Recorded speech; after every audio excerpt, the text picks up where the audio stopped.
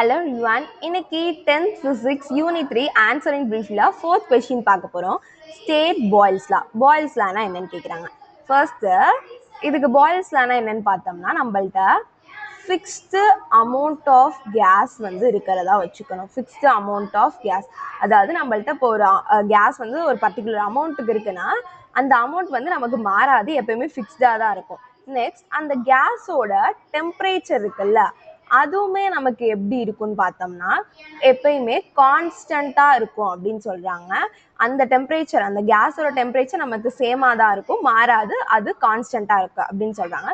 So இப்படி இருக்கும்போது என்ன ஆகுதுன்னா அந்த நமக்கு என்ன இருக்கு, கேஸ் இருக்கா, ஸோ அந்த கேஸோட ப்ரெஷர் நமக்கு இன்க்ரீஸ் ஆனிச்சு அப்படின்னா நமக்கு அந்த கேஸோட வால்யூம் இருக்குல்ல, அந்த வால்யூம் கம்மி ஆகுது, டிக்ரீஸ் ஆகுது அப்படின்னு சொல்றாங்க. அதே மாதிரி அந்த கேஸோட ப்ரெஷர் நமக்கு இப்போ கம்மி ஆகுது, அப்போ அந்த கேஸோட வால்யூம் என்ன ஆகுதுன்னு சொல்றாங்கன்னா இன்க்ரீஸ் ஆகுதுன்னு சொல்றாங்க. எப்படின்னு பார்த்தோம்னா இப்போ ஃபார் எக்ஸாம்பிள் நம்மள்ட்ட ஒரு பலூன் இருக்கிறதா கன்சிடர் பண்ணிக்கோங்க, ஓகேவா. இப்போ அந்த பலூன்ல இருக்கிற கேஸ் வந்து இருக்குல்ல, அது ஒரு ஃபிக்ஸ்டு அமௌண்ட், அது எப்பயுமே மாறாது, சேம் அதோட டெம்பரேச்சருமே நமக்கு சேமாக தான் இருக்கு. ஸோ இப்போ நம்ம இந்த பலூனை ப்ரெஸ் பண்ணுறோம்.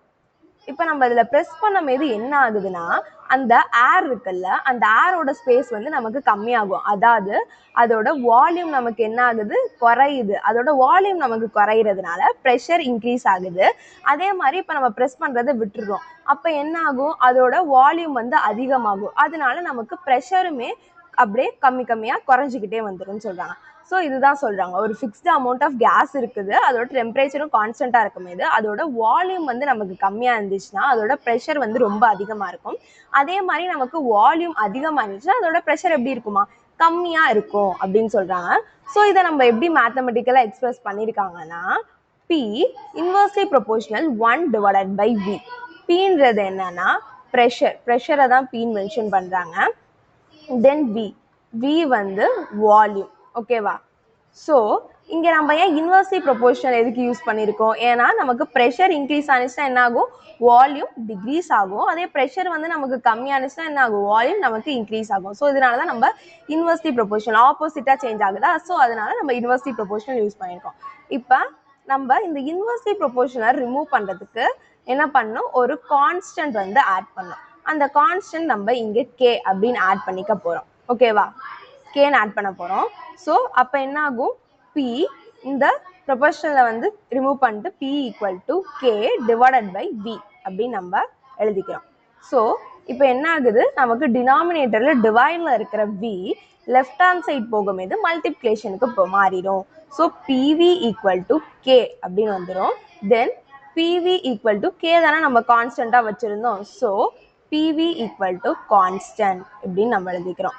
ஸோ இதுதான் வந்து பாயில்ஸ் லா அப்படின்னு சொல்கிறாங்க.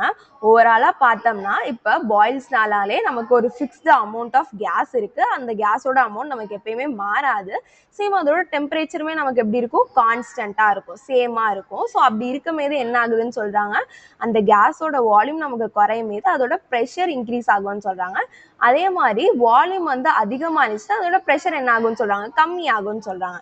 ஸோ அதை மேத்தமெட்டிக்கலாக எப்படி ரெப்ரசென்ட் பண்ணுறாங்க, P இன்வெர்ஸ்லி ப்ரொபோர்ஷனல் 1/V அப்படின்னு ரெப்ரசென்ட் பண்ணுறாங்க. நம்ம அந்த ப்ரொபோர்ஷனல் சிம்பிளை ரிமூவ் பண்ணிட்டு கான்ஸ்டன்ட் ஆட் பண்ணுறோம். நம்ம ஆட் பண்ணுற கான்ஸ்டன்ட் வந்து என்னது, K அப்படின்ற ஒரு கான்ஸ்டன்ட் ஆட் பண்ணுறோம். So P = K/V.